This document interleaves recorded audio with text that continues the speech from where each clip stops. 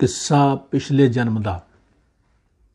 साढ़े दोवें नाने बेशक इकट्ठे पले परवान चढ़े, इकट्ठिया ने दसौंटे कट्टे, पर दोहां दियां रुचियां बखो बख सन। बड़ा वडभाग सिंह दे डेरे जांदा, छोटा श्री आनंदपुर साहिब।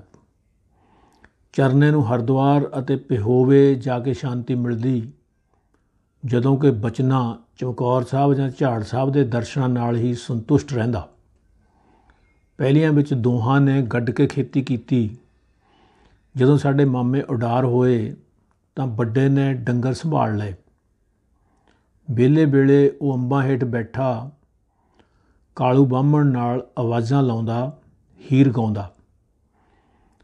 छोटा अजे भी भतीजिਆਂ ਦੇ ਮੋਢੇ ਨਾਲ ਮੋਢਾ ਢਾਹ ਕੇ ਮੁਸ਼ੱਕਤ ਕਰਦਾ, सिर नाल सिर जोड़ के पंडा बनाउंदा।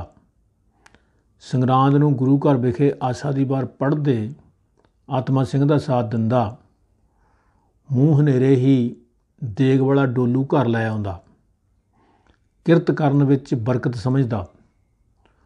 बड़ा बेआराम होया उच्चे पिंड वाले जोतशी तो लैके बरनाला हुशियारपुर तक दे नजूमियां पासों अपनी रेख विच मेख मराउण दी नीत नाल दूर दराडे घुम आउंदा।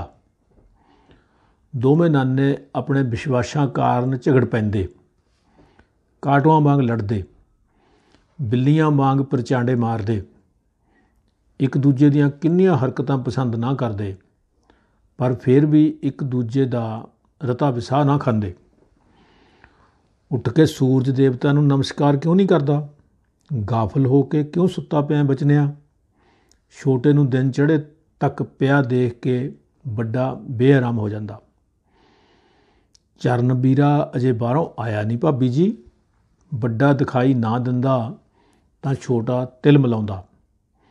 चरण सिंह नूं भालदा, दरवाजे तक देख आउंदा। जे किते मंजे ते पिया मिल जांदा तां डॉक्टर जै सिंह वल भजदा।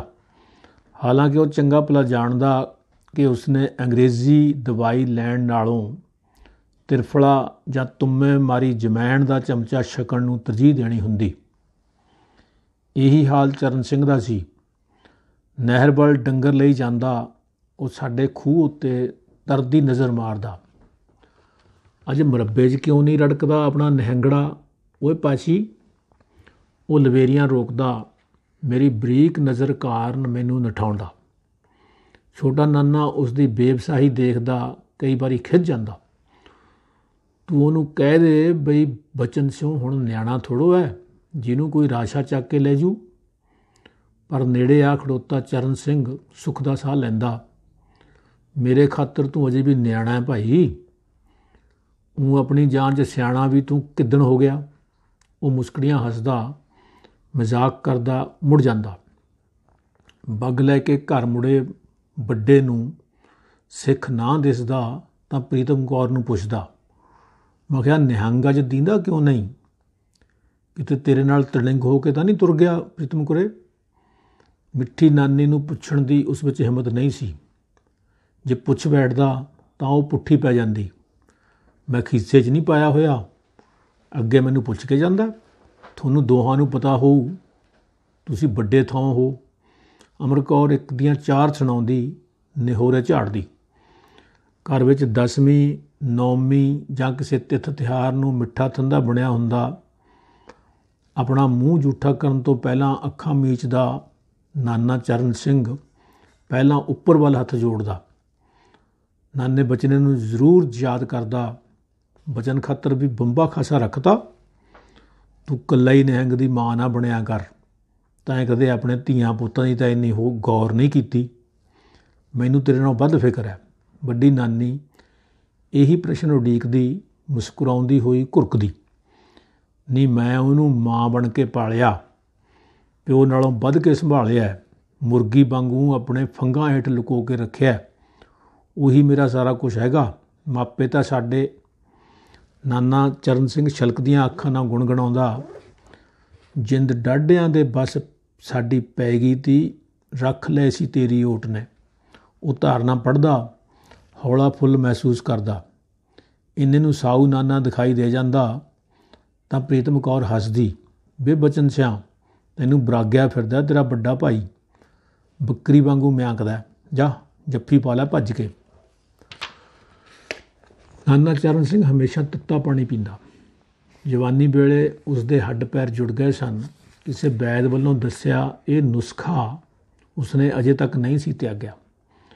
ਬੇਸ਼ੱਕ ਜੇਠ ਹਾੜ ਤਪਦਾ ਜਾਂ ਪੋਹ ਮਾਘ ਵਿੱਚ ਕੱਕਰ ਪੈਂਦਾ, ਚੁੱਲ੍ਹਾ ਚੌਂਕਾ ਕਰਦੀ ਵੱਡੀ ਨਾਨੀ ਕੋਲ ਝਲਿਆਨੀ ਹੇਠ ਬੈਠਾ ਨਾਨਾ ਪਾਣੀ ਜਾਂ ਚਾਹ ਦੀ ਤੂੰਬੀ ਨੂੰ ਅੰਗਿਆਰਾਂ ਉੱਪਰ ਰੱਖੀ ਰੱਖਦਾ। ਕਦੇ ਕਦਾਈ ਪ੍ਰੀਤਮ ਕੌਰ ਦੀ ਬੱਖੀ ਵਿੱਚ ਤਿੱਖੀ ਚੂੰਡੀ ਭਰਦਾ, ਕਦੇ ਉਸਦੇ ਮੱਥੇ ਉੱਪਰ ਡਿੱਗਦੀ ਚਾਂਦੀ ਰੰਗੀ ਕੋਈ ਲਿਟ ਖਿੱਚ ਦਿੰਦਾ। ਆਪਣੀ ਤਰਫ ਦੇ ਮੋਕਲੇ ਛੇਕ ਵਾਲੇ ਕੰਨ ਵਿੱਚ ਝੂਲਦੀ ਬਾਲੀ ਨੂੰ ਇੱਧਰੋਂ ਉੱਧਰ ਤੁਣਕਾ ਮਾਰਦਾ। ਕੰਨ ਦੀ ਲੌਲ ਨੂੰ ਝਟਕਾ ਵੱਜਦਾ ਤਾਂ ਧੂੰਏਂ ਨਾਲ ਪਹਿਲਾਂ ਤੋਂ ਖਫਾ ਹੋਈ ਬੈਠੀ ਨਾਨੀ ਭਬੂਕੇ ਵਾਂਗ ਮੱਚਦੀ। ਇਹਨੂੰ ਅਜੇ ਵੀ ਟੇਕ ਨਹੀਂ ਹੈਗੀ ਗੱਡ ਹੋਣੀ ਦੇ ਨੂੰ, ਕਦੇ ਵੀ ਨਿਚਲਾ ਹੋ ਕੇ ਨਹੀਂ ਬੈਠੂ ਖੋਤੜੀ ਦਾ। ਸੁਰਖ ਨੈਣਾਂ ਨਾਲ ਸਾਡੀ ਨਾਨੀ ਤੜਫਦੀ ਤਾਂ ਚਰਨ ਸਿੰਘ ਨੂੰ ਜਿਵੇਂ ਅਕੱਥ ਖੁਸ਼ੀ ਮਿਲਦੀ। ਲੁਤਫ ਲੈਂਦੀਆਂ ਉਸ ਦੀਆਂ ਡੂੰਘੀਆਂ ਅੱਖਾਂ ਹੱਸਦੀਆਂ। ਇਹਨੂੰ ਲੱਕੜ ਧੂਣੇ ਨੂੰ ਹਿੱਤੇ ਘੁਸੇੜ ਕੇ ਕਿਉਂ ਬਿਠਾਉਂਦੇ ਹੁੰਦੇ ਹੋ? ਇਹ ਤਾਂ ਦੋਹਤਮਾਨਾਂ ਤੋਂ ਵੀ ਨਹੀਂ ਸੰਗਦਾ। ਬਚਨ ਸਿੰਘ ਸਾਹਮਣੇ ਹੁੰਦਾ ਤਾਂ ਆਖਦਾ, ਪਰ ਸ਼ਰਮ ਮਹਿਸੂਸ ਕਰਦੀ ਪ੍ਰੀਤਮ ਕੌਰ ਝਟਪਟ ਮੋੜਾ ਲਾਉਂਦੀ, ਗਾਹਾਂ ਤੋਂ ਤੇਰੀ ਅਮਰੋ ਕੰਨੀ ਭੇਜ ਦਿਆ ਕਰੂੰਗੀ ਭਾਈ। ਉਹ ਦਰਾਂ ਮੂਹਰੇ ਵਿਹਲੀ ਬੈਠੀ ਪਹਿਰਾ ਦਿੰਦੀ ਰਹਿੰਦੀ ਹੈ।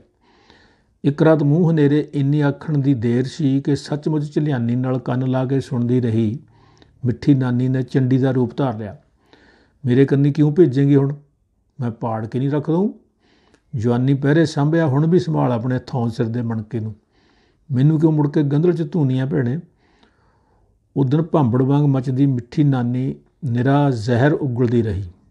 ਚਰਨ ਸਿੰਘ ਨੇ ਤਾਂ ਕੀ ਬੋਲਣਾ ਸੀ, ਬਚਨਾ ਵੀ ਕਦੋਂ ਪੈਰ ਦੱਬਦਾ ਬਾਹਰ ਨਿਕਲ ਗਿਆ ਕਿਸੇ ਨੂੰ ਪਤਾ ਨਹੀਂ ਲੱਗਿਆ। ਡੰਗਰ ਬੱਚੇ ਤੋਂ ਵਿਹਲਾ ਹੋਇਆ ਵੱਡਾ ਨਾਨਾ ਪੱਕੇ ਚੌਂਤਰੇ ਉੱਤੇ ਜਾ ਬੈਠਦਾ। ਸਰਦੀ ਪੈਂਦੀ ਤਾਂ ਸਾਰੇ ਬੁੱਢੇ ਠੇਰੇ ਦਰਵਾਜ਼ੇ ਤੋਂ ਬਾਹਰ ਇੱਥੇ ਗੁੱਜਰਾਂ ਦੀ ਕੰਧ ਨਾਲ ਢਾਸਣਾ ਲਾਈ ਸੂਰਜ ਵੱਲ ਮੂੰਹ ਕਰੀ ਧੁੱਪ ਸੇਕਦੇ। ਬਚਨਾ ਵੀ ਇਹਨਾਂ ਤੋਂ ਥੋੜ੍ਹਾ ਰਾਹ ਵੱਲ ਅਲੱਗ ਲੱਤਾਂ ਲਟਕਾਈ ਬੈਠਾ, ਆਪਣਾ ਕੰਨ ਉੱਧਰ ਰੱਖਦਾ, ਆਪਣੇ ਆਪ ਨਾਲ ਮੁਸਕਰਾਉਂਦਾ, ਫੁਸਰ ਕਰੀ ਜਾਂਦਾ। ਊਈਓ ਫੋਕੇ ਫੈਂਟਰ ਛੱਡੀ ਜਾਂਦੀਆਂ ਚਵਾਰੇ ਚੜ੍ਹੀਆਂ ਚਿੱਟੀਆਂ ਫੌਜਾਂ। ਸੁਣਨੀ ਕਿਸੇ ਦੀ ਹੈ ਨਹੀਂ, ਆਪੋ ਆਪਣੇ ਘੋੜੇ ਭਜਾਈ ਜਾਂਦੇ। ਗਪੌੜ ਗੁੰਦਣੇ ਕੋਈ ਇਹਨਾਂ ਤੋਂ ਸਿੱਖੇ ਗੱਪੀਆਂ ਕੋਲੋਂ। ਉਹ ਅੱਕ ਕੇ ਤੁਰ ਪੈਂਦਾ। ਬਾਬਾ ਵਡਭਾਗ ਸਿੰਘ ਦੇ ਡੇਰੇ ਗਿਆ ਨਾਨਾ ਚਰਨ ਸਿੰਘ ਧੌਲੀ ਧਾਰ ਹੇਠ ਇਸ਼ਨਾਨ ਕਰਦਾ। ਪ੍ਰਸ਼ਾਦ ਨੂੰ ਪੰਜਾ ਲੱਗੇ ਤੋਂ ਪੂਰੇ ਹਫ਼ਤੇ ਬਾਅਦ ਮੁੜਦਾ। ਅਗਲੇ ਸਾਲ ਆਪਣੇ ਪਰਨ ਦੇ ਲੜ ਨਾਲ ਪਿੱਠ ਪਿੱਛੇ ਬੰਨ੍ਹਿਆ ਪੰਜੀਰੀ ਵਾਲਾ ਡੱਬਾ ਅਤੇ ਗਲਾਸ ਲਟਕਾਈ ਤੁਰਿਆ ਜਾਂਦਾ। ਉਹ ਪਿਹੋਵੇ ਵੀ 5-6 ਦਿਨ ਲਾ ਆਉਂਦਾ। ਜਦੋਂ ਕਿ ਬਚਨਾ ਫਤਿਹਗੜ੍ਹ ਗਿਆ, ਕਥਾ ਕੀਰਤਨ ਸੁਣ ਕੇ ਦੂਜੇ ਦਿਨ ਮੂੜਾ ਪਾ ਲੈਂਦਾ।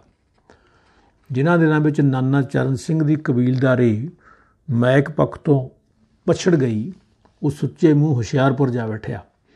ਦੋਹਾਂ ਮਾਮਿਆਂ ਵਿੱਚੋਂ ਹਾਲੇ ਕੋਈ ਵੀ ਮੰਗਿਆ ਵਿਆਹਿਆ ਨਹੀਂ ਸੀ। ਅੱਧੀ ਤੋਂ ਵੱਧ ਜ਼ਮੀਨ ਗਹਿਣੇ ਪਈ ਹੋਈ ਸੀ। ਕਿਸੇ ਗੂੜੇ ਅੰਗ ਸਾਕ ਜਾਂ ਲਿਹਾਜ਼ੀ ਵੱਲੋਂ ਧੱਕਿਆ ਧਕਾਇਆ ਕੋਈ ਬੰਦਾ ਰਿਸ਼ਤਾ ਕਰਨ ਦੀ ਝਾਕ ਵਿੱਚ ਰਾਏਪੁਰ ਗੇੜਾ ਮਾਰਦਾ ਤਾਂ ਭਾਨੀ ਮਾਰ ਬਾਹਰੋਂ ਹੀ ਬੇਰੰਗ ਮੋੜ ਦਿੰਦੇ। ਅਖੇ ਉਸ ਨੰਗ ਜੱਟ ਕੋਲ ਹੈਗਾ ਕੀ? ਤੁਹਾਡੀ ਕੁੜੀ ਖਾਊਗੀ ਕਿੱਥੋਂ ਭਾਈ ਸਾਹਿਬ? ਮੁੰਡੇ ਤਾਂ ਕੋਰੇ ਅਨਪੜ੍ਹ ਨੇ, ਪੜ੍ਹੇ ਲਿਖੇ ਹੁੰਦੇ ਕੋਈ ਮੁਲਾਜ਼ਮਤ ਕਰਕੇ ਵਕਤ ਟਪਾ ਲੈਂਦੇ। ਨਾਨੇ ਦੀ ਇਹ ਦਰਦ ਕਹਾਣੀ ਸੁਣਦੇ ਪੰਡਤ ਨੇ ਅੰਦਰ ਹਾਕ ਮਾਰੀ, ਅਰੇ ਦੇਵਕੀ ਨੰਦਨ ਸੁਣਤੇ ਹੋ? ਚਰਨ ਸਿੰਘ ਦਾ ਪੱਤਰਾ ਲਾਓ ਜਲਦੀ। ਜੋਤਸ਼ੀ ਦੀਆਂ ਅੱਖਾਂ ਵਿੱਚੋਂ ਹਮਦਰਦੀ ਅਤੇ ਆਪਣਾਪਨ ਝਲਕਦੀ। ਚਰਨ ਸਿੰਘ ਬਲਦ ਜਬਰੂ, ਬਲਦ ਨਗੀਨਾ, ਬਲਦ ਨੱਥੂ, ਸਮਝ ਗਿਆ ਬੇਟਾ? ਦੁਬਾਰਾ ਪਈ ਆਵਾਜ਼ ਸੁਣ ਕੇ ਨਾਨਾ ਬਾਗੋ ਬਾਗ ਹੋ ਗਿਆ। ਉਸ ਦੀ ਅੰਤਰ ਆਤਮਾ ਅਸ਼ ਕਰ ਉੱਠੀ। ਜਾਣੀ ਜਾਣ ਵੱਡੇ ਪੰਡਤ ਨੂੰ ਉਸ ਦੀ ਬਲਦੀਅਤ ਕਿਸੇ ਨੇ ਦੱਸੀ ਨਹੀਂ। ਸਾਰੀ ਰਾਤ ਭਿਰਗੂ ਸੰਗਤੇ ਵਾਲੇ ਜੋਤਸ਼ੀਆਂ ਦੇ ਦਰਾਂ ਅੱਗੇ ਉੱਚੇ ਚੌਂਤਰੇ ਉੱਪਰ ਕੰਦਿਆਂ ਨਾਲ ਗੱਲੀ ਜੁਟਿਆ ਮੱਛਰ ਲੜਾਉਂਦਾ ਰਿਹਾ। ਚਰਨ ਸਿੰਘ ਹੁਣ ਹੈਰਾਨ ਸੀ। ਸੱਤ ਹੈ ਮਹਾਰਾਜ, ਸਭ ਕੁਝ ਸੱਚ ਫਰਮਾਇਆ ਤੁਸੀਂ। ਸਮੋਹਿਤ ਹੋਇਆ ਨਾਨਾ ਬੋਲਦਾ ਰਿਹਾ। ਕਿਆਫੇ ਅਨੁਸਾਰ ਉਹ ਪਿਛਲੇ ਜਨਮ ਵਿੱਚ ਵੱਡੀਆਂ ਮਿਲਖ ਜਾਗੀਰਾਂ ਦਾ ਮਾਲਕ ਸੀ। ਉਸ ਦਾ ਨਾਮ ਕੇਸਰ ਸੀ। 3 ਵਿਆਹ ਹੋਏ ਥੇ। ਤਿੰਨੇ ਤਰੀਮਤਾਂ ਜੀਵਤ ਸਨ। ਇੱਕ ਦੂਜੀ ਨੂੰ ਭੈਣਾਂ ਵਾਂਗ ਸਮਝਦੀਆਂ। ਕੋਈ ਸ਼ਰੀਕਾ ਸੌਕਣਪੁਣਾ ਨਹੀਂ ਸੀ। ਹਾਲਾਂਕਿ ਸਭ ਤੋਂ ਛੋਟੀ ਹੀ ਕੁੱਖੋਂ ਫੁੱਟੀ ਸੀ, ਜਿਸ ਨੂੰ ਭਾਗਸ਼ਾਲੀ ਔਲਾਦ ਦੀ ਪ੍ਰਾਪਤੀ ਹੋਈ ਸੀ। ਸਾਰੀਆਂ ਗੋਲੀਆਂ ਬੰਦੀਆਂ ਬਣ ਕੇ ਕੇਸਰ ਚੌਧਰੀ ਦੀ ਟਹਿਲ ਸੇਵਾ ਕਮਾਉਂਦੀਆਂ। ਅਰੋਗ ਸਰੀਰ, ਪਤੀਵਰਤ ਔਰਤਾਂ, ਆਗਿਆਕਾਰੀ ਸੰਤਾਨ ਵਾਲੇ ਭਰੇ ਭੁਕੰਨੇ ਪਰਿਵਾਰ ਉੱਤੇ ਪੂਰੀ 1 ਸਦੀ ਚੌਧਰੀ ਦਾ ਸਿੱਕਾ ਚੱਲਦਾ ਰਿਹਾ। ਛਟੀ ਘੁੰਮਦੀ ਰਹੀ। ਪਰ ਇੱਕ ਸਵੇਰ 99 ਵਰਸ਼ ਦੀ ਆਯੂ ਵਿੱਚ ਉਸ ਨੂੰ 5 ਭੂਤ ਸਰੀਰ ਤਿਆਗਣਾ ਪਿਆ। ਵਿਵਾਨ ਵਿੱਚ ਬੈਠਾ ਪੋਤਿਆਂ ਪੜਪੋਤਿਆਂ ਵੱਲੋਂ ਸਾਰੀ ਮਥੁਰਾ ਨਗਰੀ ਵਿੱਚੋਂ ਸੋਨੇ ਦੀ ਪੌੜੀ ਚੜ੍ਹਾਇਆ ਉਹ ਪਰਮਧਾਵ ਦੀ ਡੰਡੀ ਪਿਆ। ਮਥੁਰਾ ਤੋਂ ਬਾਹਰ ਕੋਈ 15-20 ਕਿਲੋਮੀਟਰ ਦੀ ਵਿੱਥ ਉੱਤੇ ਉਸ ਦੀ ਕੇਸਰ ਬਾਟਿਕਾ ਅਜੇ ਵੀ ਦੇਖੀ ਜਾ ਸਕਦੀ ਸੀ।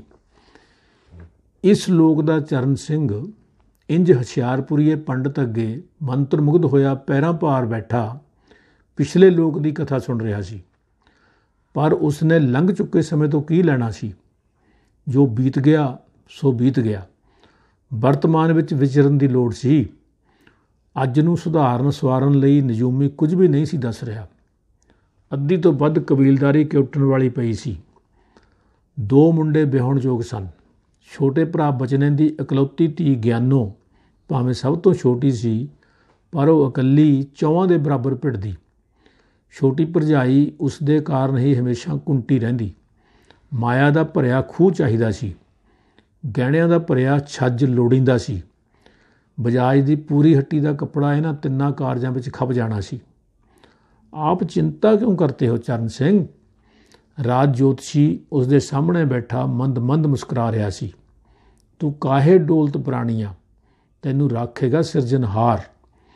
ਸੱਚੋ ਸੱਚ ਉਚਾਰ ਦੇ ਪੰਡਤ ਨੇ ਕਪਾਟ ਖੋਲ੍ਹ ਦਿੱਤੇ ਸਨ। ਸੱਚਮੁੱਚ ਉਸਨੇ ਸਰਸਵਤੀ ਬਸ ਕੀਤੀ ਹੋਈ ਸੀ। ਚਰਨ ਸਿੰਘ ਤਾਂ 6 ਫੁੱਟਾ ਮਨੁੱਖ ਸੀ। ਭਗਵਾਨ ਪੱਥਰ ਵਿੱਚ ਬੈਠੇ ਕੀੜੇ ਨੂੰ ਵੀ ਖੁਰਾਕ ਪਹੁੰਚਦੀ ਕਰਦਾ। ਭਵਿੱਖਬਾਣੀ ਅਨੁਸਾਰ ਉਹ ਕਈ ਵਾਰੀ ਮਰ ਕੇ ਬਚਿਆ ਸੀ। ਉਸ ਨੂੰ ਮੌਤ ਦਾ ਖਾਜਾ ਬਣਨ ਲੱਗੇ ਨੂੰ ਉਹਦੇ ਭਾਗ ਨੇ ਲੰਬੀ ਬਾਂਹ ਕਰਕੇ ਮਸਾਂ ਕਾਲ ਦੇ ਮੂੰਹੋਂ ਧੂਹਿਆ ਸੀ। ਹੁਣ ਫਿਕਰ ਕਰਨ ਦੀ ਲੋੜ ਨਹੀਂ ਸੀ। ਪਿਛਲੀ ਉਮਰ ਵਿੱਚ ਬਿਹਤਰੀ ਲਿਖੀ ਸੀ। ਉਹ ਰਜਵਾੜਾ ਬਣ ਕੇ ਜੀਵੇਗਾ, ਰਾਜ ਜੋਗ ਭੋਗੇਗਾ। ਸਰਕਾਰੀ ਦਰਬਾਰੀ ਵੱਡੇ ਅਹਿਲਕਾਰ ਉਸ ਦੀ ਹਾਜ਼ਰੀ ਭਰਨਗੇ। ਵੱਡੇ ਨਾਨੇ ਦੇ ਲੂ ਕੰਡੇ ਖੜੇ ਹੋ ਗਏ। ਉਹ ਜਾਮੇ ਵਿੱਚ ਨਹੀਂ ਸੀ ਸਮਾਉਂਦਾ। ਜੋਤਸ਼ੀ ਸਾਹਮਣੇ ਹੁਣ ਵੱਡਾ ਇਕੱਠ ਜੁੜ ਚੁੱਕਾ ਸੀ। उसने सब ਨੂੰ सुना के आख्या, खमाणों के इलाके से आया है भाइयों चरण सिंह, बुलंद मुकद्दरों का मालिक है, जिसका पतरा पहली कोशिश में ही निकल आया। नहीं तो कई भद्र पुरुष अनेक बार बेरंग मुड़ जाते हैं। महापंडित ਦਾ ਵਿਖਿਆਨ ਜਾਰੀ ਸੀ, ਜਿਸ ਦੇ ਆਲੇ ਦੁਆਲੇ ਬੈਠੇ 10 ਜੋਤਸ਼ੀ ਹੋਰ ਅਭਿਲਾਸ਼ੀਆਂ ਦੇ ਪੱਤਰੇ ਬਾਚਣ ਵਿੱਚ ਮਸਰੂਫ ਸਨ। आप 77 वर्ष की आयु भोग कर जाओगे बापू जी। अखीरला निर्णा सुनाउंदा पंडित ਵੱਡੇ ਨਾਨੇ ਦਾ ਚਿਹਰਾ ਨਿਹਾਰ ਰਿਹਾ ਸੀ। ਕੰਮ ਤੋਂ ਨਹੀਂ ਲੱਗ ਰਹੇ 70 और 7 वर्ष ਬਾਪੂ ਜੀ। ਪੰਡਿਤ ਮੁਸਕੜੀਆਂ ਹੱਸਿਆ। ਪਰ ਚਰਨ ਸਿੰਘ ਨੇ ਜਿਵੇਂ ਇਹ ਗਿਣਤੀ ਸੁਣੀ ਹੀ ਨਾ ਹੋਵੇ। ਮੈਂ ਕਿਹਾ ਮੈਂ ਜਾਊਂਗਾ ਕਿੱਥੇ ਜਨਾਬ? ਉਸਨੇ ਬੈਠੇ ਬਿਠਾਏ ਪੁੱਛਿਆ। ਜਿਵੇਂ ਸੁਰਗਲੋਕ ਦਾ ਦੀਵਾਰ ਸਿਰਫ ਜੋਤਸ਼ੀ ਦੇ ਹੁਕਮ ਨਾਲ ਖੁੱਲ੍ਹਣਾ ਹੋਵੇ। ਉਸ ਲਈ 77 ਵਰ੍ਹੇ ਬਥੇਰੇ ਸਨ ਜੇ ਅੱਗਾ ਸੌਰਨ ਦੀ ਕੋਈ ਉਮੀਦ ਹੁੰਦੀ। 10 ਵੱਜ ਚੁੱਕੇ ਸਨ। ਸੁਬਾਹ 5 ਵਜੇ ਤੋਂ ਖਾਲੀ ਪੇਟ ਬੈਠੇ ਨਾਨੇ ਨੂੰ ਭੁੱਖ ਦਾ ਇੰਨਾ ਚੇਤਾ ਨਹੀਂ ਸੀ ਜਿੰਨੀ ਅਗਲੇ ਜੀਵਨ ਦੀ ਤਾਂਘ। उसी पवित्र भूमि में जाओगे जहाँ से इधर आना हुआ।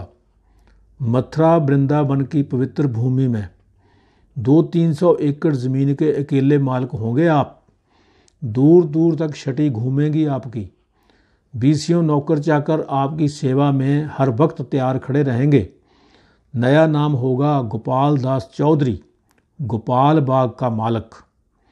नाने ने नज़रां उपर चुक के देखा। ਮਹਾਜੋਤਸ਼ੀ ਦਾ ਵੱਡਾ ਚੇਲਾ ਬੋਲ ਰਿਹਾ ਸੀ। ਜਦੋਂ ਸਿਆਲ ਦੀ ਕਿਸੇ ਰਾਤ ਨੂੰ ਵੱਡਾ ਨਾਨਾ ਅਜਿਹੀ ਕਥਾ ਛੋਹਦਾ, ਇੱਕ ਲੇਖੇ ਨਾਲ ਗਾਉਣ ਲਾ ਦਿੰਦਾ। ਜਦੋਂ ਕਹਾਣੀ ਇੱਥੇ ਪਹੁੰਚਦੀ ਤੇ ਨਾਨਾ ਬਚਨ ਸਿੰਘ ਤੋਂ ਰਹਿ ਨਾ ਹੁੰਦਾ। ਉਸ ਅੰਦਰ ਮਚਲਾ ਹੋ ਕੇ ਸੁਣਦਾ ਰਿਹਾ ਖਾਲਸਾ ਹੁਣ ਹਾਸੇ ਦੀ ਫੁੱਲ ਝੜੀ ਛੱਡਦਾ, ਹੱਸਦਾ ਦੂਰਾ ਤੀਰਾ ਹੁੰਦਾ, ਉਹ ਸੁਣਨ ਵਾਲਿਆਂ ਦੇ ਵੀ ਢਿੱਡੀ ਪੀੜਾਂ ਪਾ ਦਿੰਦਾ। ਸਾਡੀ ਭਾਬੀ ਪ੍ਰੀਤਮ ਕੌਰ ਦਾ ਪਿੱਛੇ ਕੀ ਬਣੂ? ਉਸ ਨੂੰ ਵੀ ਵਿਵਾਨ 'ਚ ਬਿਠਾ ਕੇ ਲੈ ਜਾਵਾਂਗਾ ਕਿ ਮਥੁਰਾ ਦੀਆਂ ਗੋਲੀਆਂ ਬੰਦੀਆਂ ਹੀ ਬੁੱਤਾਂ ਸਾਰੀ ਜਾਣਗੀਆਂ, ਰੋਟੀਆਂ ਦੇਈ ਜਾਣਗੀਆਂ? ਔਖੇ ਸੌਖੇ ਆਪਣਾ ਹਾਸਾ ਦਬਾਉਂਦੇ ਹੋਏ ਸਾਊ ਨਾਨੇ ਨੇ ਇੱਕ ਰਾਤ ਪੁੱਛਿਆ, ਉਹ ਵੀ ਸਾਥ ਕਿਉਂ ਨਹੀਂ ਦਊਗੀ? ਫੇਰਿਆਂ ਵੇਲੇ ਸੈਂਕੜੇ ਸੁਗੰਧਾਂ ਉਈਓ ਖਾਧੀਆਂ? ਇਹ ਤਾਂ ਕਈ ਜਨਮ ਦੇ ਸੰਜੋਗ ਹੁੰਦੇ ਮੂਰਖ ਜ਼ਮਾਨੇ ਦਿਆ। ਕੱਲੀ ਪ੍ਰੀਤਮ ਕੌਰ ਕਿਉਂ, ਸਾਰਾ ਜੀਆ ਜੰਤ, ਸਾਥੀ ਸੰਬੰਧੀ, ਮਾਲ ਧਨ ਇੱਕ ਨਹੀਂ ਕਈ ਜਨਮਾਂ ਤੱਕ ਇੱਕ ਦੂਏ ਦਾ ਲੇਖਾ ਲੈਂਦੇ ਦਿੰਦੇ ਰਹਿੰਦੇ। ਇੱਕ ਤੈਂ ਹੀ ਨਹੀਂ ਮੇਰੇ ਨਾਲ ਜਾਣਾ, ਜੇ ਉੱਧਰ ਨੂੰ ਤੁਰ ਵੀ ਪਿਆ ਤੇਰੇ ਅੰਦਰ ਬੜੇ ਬੈਠੇ ਨਿਹੰਗੜੇ ਨੇ ਵਿਚਰ ਜਾਣਾ। ਚਰਨ ਸਿੰਘ ਐਤਕੀ ਖਿੱਚ ਕੇ ਨਹੀਂ ਪਿਆ। ਅਸਲ ਵਿੱਚ ਉਹ ਆਪਣੇ ਛੋਟੇ ਭਰਾ ਨੂੰ ਪਲੋਸ ਕੇ ਨਾਲ ਲੈ ਜਾਣ ਦਾ ਇੱਛੁਕ ਸੀ। ਨਾ ਬਾਈ ਸਿਆ, ਮੇਰਾ ਤਾਂ ਉੱਕਾ ਜਵਾਬ ਹੈ, ਧੋਤੀ ਟੋਪੀ ਕਿਹੜਾ ਪਹਿਨੂ ਤੇਰੀ ਜਮਨਾ ਦੇ ਕੰਢੇ?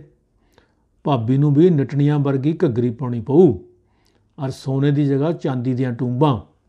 ਨਾਨਾ ਬਚਨ ਸਿੰਘ ਦਾ ਮਸ਼ਕੂਲਾ ਜਾਰੀ ਸੀ। ਮਨ ਹੀ ਮਨ ਵੱਡੇ ਭਰਾ ਨੂੰ ਲਾਂਗੜ ਲਾਈ ਚਿਤਬਦੇ, ਆਪਣੀਆਂ ਟੋਪੀਆਂ ਵਾਲੀਆਂ ਅੱਖਾਂ ਨਾਲ ਹੱਸਦੇ ਹੋਏ ਉਸਨੇ ਮੁੜ ਚੇਤਾਵਨੀ ਦਿੱਤੀ ਕਿ ਨਾ ਫੇਰ ਆਪਣਾ ਪੜ੍ਹਿਆ ਵਿਚਾਰ ਲਵੀਂ, ਭਾਬੀ ਜੀ ਨੂੰ ਸਾਰਾ ਸਰੀਰ ਵੀ ਸੂਈਆਂ ਨਾਲ ਖਿਡਾਉਣਾ ਪਊਗਾ। ਹੱਥ ਨੱਕ ਡੌਲੇ ਪਿੰਜਣੀਆਂ। ਟੈਟੂ ਮਾਸਟਰ ਨੇ ਸਾਰੇ ਪਿੰਡ ਦੇ ਨੀਲੇ ਰੰਗ ਦੇ ਘੁੱਗੂ ਘਾਂਗੜੇ ਬਾਹ ਦੇਣੇ ਨੇ। ਹੱਸਦੇ ਹੋਏ ਸਾਊ ਨਾਨੇ ਦੀਆਂ ਅੱਖਾਂ ਵਿੱਚ ਪਾਣੀ ਆ ਗਿਆ। ਸਾਡੇ ਵੀ ਸਭ ਦੇ ਢਿੱਡ ਦੁਖਦੇ। ਹੱਸਦਿਆਂ ਦੀ ਬੇਵਾਹ ਹੋ ਗਈ। ਧੋਤੀ ਟੋਪੀ ਵੀ ਪਾ ਲਊਂਗਾ ਔਰ ਲਾਂਗੜ ਵੀ ਲਾ ਲਊਂ, ਭੁੱਲਿਆ ਕੁਝ ਵੀ ਨਹੀਂ ਮੈਨੂੰ। ਮੇਰੇ ਅੰਦਰ ਤੇਰੇ ਵਰਗਾ ਮਹਾਮੂਰਖ ਮਨੁੱਖ ਨਹੀਂ ਬੈਠਾ ਬੋਲ ਰਿਹਾ, ਜਿਹੜਾ ਨੰਗ ਭੁੱਖ ਨਾਲ ਘੁਲਦਾ ਇੱਥੇ ਭੰਗ ਠੰਡਿਆਈਆਂ ਘੋਟੀ ਜਾਊ। ਖੁੱਲੀ ਡੁੱਲੀ ਜ਼ਮੀਨ ਚਾਹੀਦੀ ਹੈ ਮੈਨੂੰ ਤਾਂ, ਚਾਹੇ ਜਿੱਥੇ ਮਰਜ਼ੀ ਔਰ ਜਿਹੋ ਜੀ ਮਰਜ਼ੀ ਮਿਲ ਜਾਏ, ਕੋਈ ਪਰਵਾਹ ਨਹੀਂ। ਜੰਗਲ ਬੀਆਬਾਨ ਨੂੰ ਵੀ ਮੈਂ ਆਪੇ ਬਹਿੰਦੜ ਬਣਾ ਲਊਂਗਾ। ਤੇਰੇ ਸਾਹਮਣੇ 100-125 ਬਿੱਗੇ ਭੂਏ ਪਹਿਲਾਂ ਹੋਰ ਬਣਾਈ ਨਹੀਂ। ਸਾਰੀ ਉਮਰ ਹਨੇਰਾ ਢੋਂਦਿਆਂ ਦੇ ਟੁੱਟਣ ਘਸ ਗਏ ਨੇ, ਦੀਂਦਾ ਨਹੀਂ ਤੈਨੂੰ ਸਿੱਖਾ? ਉਸ ਰਾਤ ਖਿਜੇ ਹੋਏ ਨਾਨੇ ਚਰਨ ਸਿੰਘ ਨੇ ਸਿਰ ਉੱਪਰਲੀ ਪਗੜੀ ਭਗਾ ਕੇ ਪਰਾਂ ਮਾਰੀ। ਕਿੰਨੀ ਦੇਰ ਬਲਬ ਦੇ ਚਿੱਟੇ ਚਾਨਣ ਵਿੱਚ ਲਿਸ਼ਕਦੇ ਟੋਟਣ ਨੂੰ ਥਪਥਪਾਉਂਦਾ ਰਿਹਾ, ਪਰ ਸਾਡਾ ਬਚਨਾ ਨਾਨਾ ਅਜੇ ਵੀ ਹੱਸ ਰਿਹਾ ਸੀ, ਚਿਹੜਾਂ ਕਰ ਰਿਹਾ ਸੀ। ਮੈਂ ਕਿਹਾ, ਹਮਕੋ ਤਮਕੋ ਬੋਲਣੀ ਕਿੱਕਣ ਸਿੱਖੇਗਾ? ਭਾਬੀ ਵੀ ਘੁੱਗੂ ਵੇਚਣ ਵਾਲੀਆਂ ਵਾਂਗ ਮਾਰੇ ਥਾਰੇ ਕਰਿਆ ਕਰੂ। ਉਸ ਦੀ ਮਨਸ਼ਾ ਅੱਜ ਵੱਡੇ ਨਾਨੇ ਨੂੰ ਖਿਜਾਉਣ, ਚੜਾਉਣ ਤੇ ਭਜਾਉਣ ਦੀ ਬਣ ਗਈ ਜਾਪਦੀ। ਬੇਸ਼ੱਕ ਫੇਰ ਉਸ ਨੂੰ ਆਪ ਨੂੰ ਵੀ ਰਾਹ ਨਹੀਂ ਲੱਭੇਗਾ। ਓਏ ਹਮਕੋ ਤੁਮਕੋ ਨੂੰ ਛੱਡ, ਭਾਵੇਂ ਮੈਨੂੰ ਗਿੱਟ ਮਿੱਟ ਬੋਲਣੀ ਪੈ ਜੇ। ਤੜੇ ਮੋਛੇ ਗੋਛੇ ਪਛਤੋ ਸਿੱਖਣ ਨੂੰ ਕਹਿਣ। ਮੈਂ ਕਿਹਾ, ਮੈਂ ਸਾਰੀਆਂ ਬੋਲੀਆਂ ਸਿੱਖ ਲਊਂਗਾ, ਤੋਤੇ ਵਾਂਗੂ ਰੱਟ ਲਊਂ। ਕਿਹੜਾ ਭੋਏ ਦੀ ਐਡੀ ਵੱਡੀ ਢੇਰੀ ਨੂੰ ਮੇਰਾ ਹੱਥ ਤਾਂ ਪਵੇ ਸਹੀ। ਵੱਡਾ ਨਾਨਾ ਹੁਣੇ ਕਾਹਲਾ ਪਿਆ, ਇਕੱਠੀਆਂ 2 ਰੋਟੀਆਂ ਚੁੱਕੀ ਜਾਂਦੇ ਸੀਹੇ ਕੁੱਤੇ ਵੱਲ ਝਾਕਦਾ ਚੁਕੰਨਾ ਹੋਇਆ ਵੱਡੀ ਨਾਨੀ ਨੂੰ ਬੋਲਿਆ। ਮੈਂ ਕਿਹਾ, ਆਹ ਤੁਹਾਡੀ ਟੋਕਰੀ 'ਚੋਂ ਤਾਂ ਨਹੀਂ ਚੱਕ ਕੇ ਲੈ ਗਿਆ? ਪਰ ਨਾਨੀ ਪ੍ਰੀਤਮ ਕੌਰ ਉਸ ਵੱਲ ਬਾਬੇ ਨਾਨਕ ਵਾਂਗ ਹੱਥ ਖੜਾ ਕਰਦੀ ਚੁੱਪ ਬੈਠੀ ਮੁਸਕਰਾਉਂਦੀ ਰਹੀ। ਕੁੱਤੇ ਨੂੰ ਛੱਡੋ, ਇਹ ਤਾਂ ਭਲਾ ਆਪਣੇ ਘਰ ਦਾ ਜੀ ਹੈਗਾ। ਤੁਸੀਂ ਕਿਹੜਾ ਹੋਰ ਚੰਗੀ ਤਰ੍ਹਾਂ ਸੋਚ ਵਿਚਾਰ ਕਰ ਲਓ। ਡੰਡਾ ਡੇਰਾ ਇੱਕ ਥਾਂ ਤੋਂ ਇੱਕ ਗੇਲਾਂ ਪੱਟਿਆ ਮੁੜ ਕੇ ਔਖਾ ਲੋਟ ਆਉਂਦਾ ਹੁੰਦਾ। ਮਾਣ ਮਰਜ਼ਾਦਾ ਅਲੱਗ ਤਿਆਗਣੀ ਪਊ, ਦੀਨ ਮਜ਼ਹਬ ਅਲੱਗਾ ਛੱਡਣਾ ਪਊ। ਭਲਾ ਤੁਸੀਂ ਸਾਡੇ ਬੜੇ ਵੀਰੇ ਨਾਲ ਜਾਣ ਖਾਤਰ ਤਿਆਰ ਵੀ ਹੋ ਭਾਬੀ ਜੀ? ਭਾਬੀ ਜੀ ਆਖਦੇ ਬਚਨ ਸਿੰਘ ਦਾ ਜਿਵੇਂ ਪੂਰਾ ਮੂੰਹ ਭਰ ਗਿਆ। ਉਸ ਦੀ ਇੱਕੋ ਇੱਕ ਭਰਜਾਈ ਹੁਣ ਤੱਕ ਆਖਰੀ ਗੱਲਬਾਤ ਵਿੱਚ ਸ਼ਾਮਲ ਕਿਉਂ ਨਹੀਂ ਸੀ ਹੋਈ, ਉਹ ਸੋਚ ਰਿਹਾ ਸੀ। ਨਾ ਵੀਰ, ਮੈਂ ਤਾਂ 2 ਹੱਥ ਬੰਨ੍ਹਦੀ ਹਾਂ ਤੁਹਾਡੇ ਦੋਹਾਂ ਮੂਹਰੇ। ਸਿੱਖਾਂ ਦੀ ਕੁੜੀ ਹੋ ਕੇ ਮੈਂ ਇਹਦੇ 4 ਡਲਿਆਂ ਪਿੱਛੇ ਆਪਣੀ ਮਾਣ ਮਰਜ਼ਾਦਾ ਭਲਾ ਕਿਉਂ ਛੱਡੂੰਗੀ? ਮੈਂ ਤਾਂ ਭਰਾਵਾ ਇਹੋ ਜਿਹੀ ਰੜੀ ਰਿਆਸਤ ਤੋਂ ਉਈਓ ਚੰਗੀ ਹਾਂ। ਪ੍ਰੀਤਮ ਕੌਰ ਨੇ ਧਰਤੀ ਨਮਸਕਾਰ ਦੀ ਨੇ ਤੋਬਾ ਆਖ ਦਿੱਤੀ। ਉਹ ਤਾਂ ਇਸ ਇੱਕੋ ਜਨਮ ਨਾਲ ਸੰਤੁਸ਼ਟ ਸੀ। 10 ਲਵੇਰੀਆਂ ਅੱਜ ਦਿਨ ਜਿਸ ਦੇ ਕਿੱਲੇ ਬੰਨੀਆਂ ਸਨ। ਲਓ ਸੁਣ ਲਓ, ਅਗੇ ਗਧੇ ਨੂੰ ਦਿੱਤਾ ਨੂਣ, ਉਹ ਕਹਿੰਦਾ ਤੁਸੀਂ ਮੇਰੀ ਅੱਖ ਭੰਨਤੀ। ਵੱਡਾ ਨਾਨਾ ਹੋਛੀ ਜਿਹੀ ਹਾਸੀ ਹੱਸਿਆ। ਚੰਗਾ ਫਿਰ ਚੱਟੀ ਜਾਈ ਤੂੰ ਆਪਣੀ ਮਾਣ ਮਰਜ਼ਾਦਾ ਨੂੰ। ਆਪਾਂ ਤੋਂ ਨਹੀਂ ਅਗਲੇ ਜਨਮ 'ਚ ਵੀ ਨੰਗ ਭੁੱਖ ਨਾਲ ਘੁਲਿਆ ਜਾਣਾ। ਗਰੀਬੀ ਔਰ ਤੰਗਦਸਤੀ ਮੇਰਾ ਸਰਾਪ ਹੁੰਦਾ ਸਿੱਧਰੀਏ। ਉਹ ਤਾਂ ਜਿਵੇਂ ਵੱਡੀ ਨਾਨੀ ਨੂੰ ਹੁਣੇ ਬੇਦਾਵਾ ਦੇਣ ਲਈ ਦੂਰੀ ਸਿਰਜ ਰਿਹਾ ਸੀ। अपनी मिट्टी की नंग भुखी चंगी है जी। देख लवांगे जिहड़ा बगाने मुल्क जाके तू दंदी सोना दलण लग पएगा। आ जवाकां दीआं तड़ागियां भी लाल जवारां दीआं पाएगा। खाणियां तां 2 रोटियां हुंदियां ने। हुण बंदा सोने नूं बुलक मारन तां रिहा।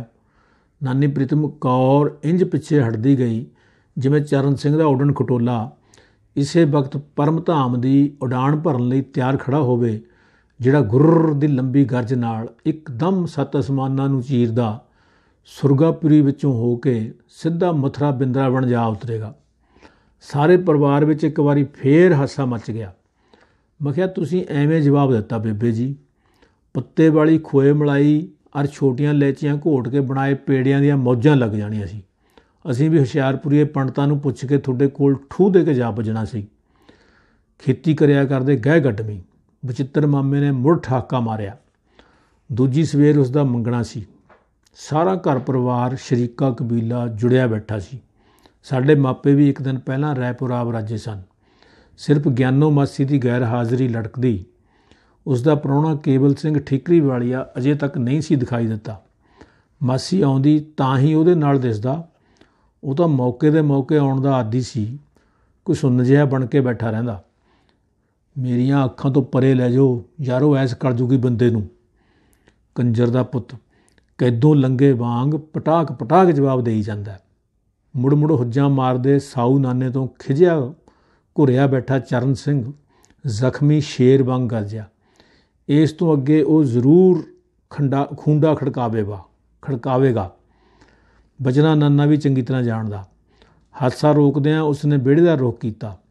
रोटी टुक वो पहलां ही खा चुका सी। हत्थ विच फड़िया दुੱਧ दा डोलू वो खूह ते जाके पीवेगा।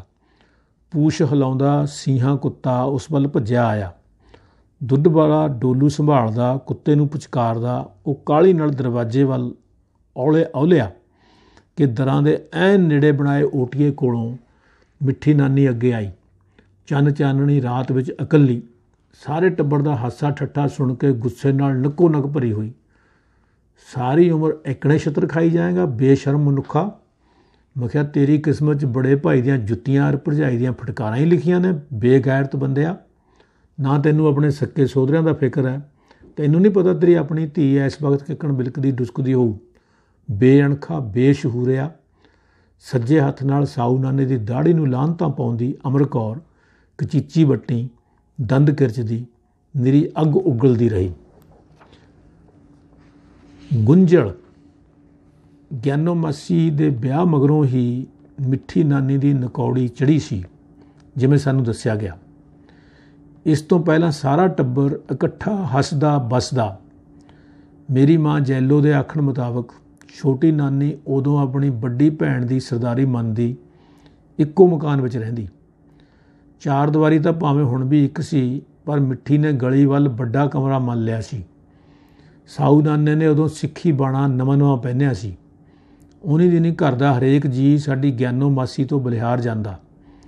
दोवें मामे भज भज कारज निपटाउंदे जिवें वो बचिੱਤਰ दुर्लभ की सकी इकलौती भैण होवे।